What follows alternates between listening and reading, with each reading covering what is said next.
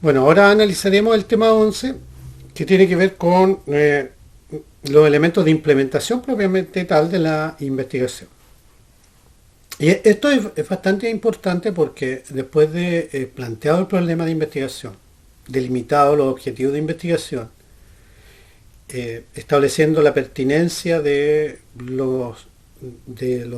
diseño de investigación, es necesario tomar decisiones sobre la implementación misma de la investigación. Es decir, si yo voy a hacer una investigación cuantitativa, por ejemplo, necesito establecer con toda claridad cuál es la población objetivo donde yo voy a realizar mi investigación y los métodos de muestreo que voy a utilizar para, de alguna manera, establecer con claridad la representatividad. Y, por otra parte, cuál es la unidad muestral, es decir, cuál es el sujeto o individuo o fuente a la cual yo voy a acudir para realizar mi investigación. Entonces, ese mecanismo, en el caso cuantitativo, significa que yo también tengo que definir con toda claridad cuáles son las variables que yo tengo presente en mis problemas de investigación y esas variables, cuál es la conceptualización y los instrumentos que voy a utilizar para capturar esa información relevante. En el caso de la investigación cuantitativa yo tengo que aportar información sobre las características de esos instrumentos, si están validados, si están adaptados a la realidad nacional, si yo los voy a contribuir y qué tipo de información voy a relevar desde el punto de vista de su psicometría, es decir, de sus características de validez y fiabilidad. Yo tengo que señalar las fuentes, el procedimiento, cómo me voy a acercar, por ejemplo, a ese escenario educativo a tomar la información. Eh, ¿Cuál va a ser el procedimiento desde el punto de vista de la coordinación con las unidades educativas? ¿Quiénes son los responsables de las acciones que voy a realizar y la secuencia y la calendarización de las mismas? Y el resguardo de las características éticas de la investigación, el consentimiento informado, el establecimiento de una cierta práctica ética responsable y también el establecimiento de las técnicas y procedimientos de análisis de la información, en este caso de naturaleza estadística, cómo voy a procesar la información. Todas esas decisiones están en este apartado, en términos de que yo secuencialmente voy haciendo el registro de cada una de estas cosas. Por ejemplo, en el caso de la investigación cuantitativa, sigo con esto, yo puedo tener mecanismos de muestreo probabilísticos o no probabilísticos. Yo tengo que decir si voy a tener un mecanismo aleatorio simple de los individuos al señalar con toda claridad cuál es mi conjunto universal y por tanto cada uno de los sujetos tendrían iguales probabilidades de ser parte de la muestra.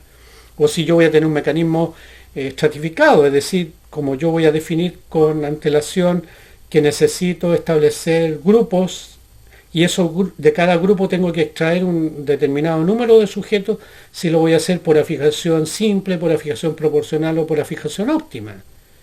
Es decir, si yo voy a sacar un mismo número de sujetos de cada grupo, si voy a sacar un número de sujetos en forma proporcional a el peso que tiene cada grupo dentro de la población, o si voy a considerar la variabilidad.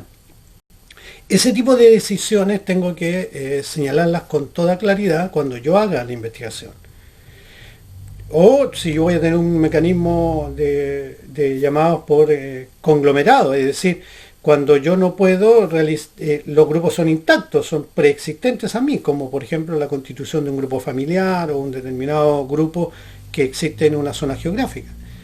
Ese tipo de decisiones deben estar claramente definidas.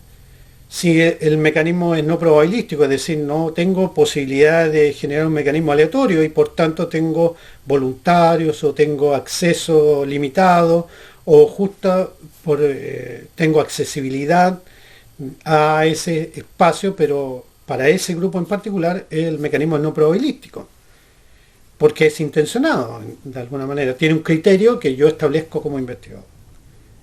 En el caso de la investigación cualitativa, yo tengo otros mecanismos. Y esos mecanismos probablemente me permitan definir, en base nuevamente al objetivo y al diseño, los mecanismos por los cuales yo describo quiénes son los agentes informantes. En este caso no tengo que hacer mayor relación a la representatividad porque el propósito es la comprensión, pero sí tengo que hacer definición de cuáles son los mecanismos y las técnicas de registro de esa información.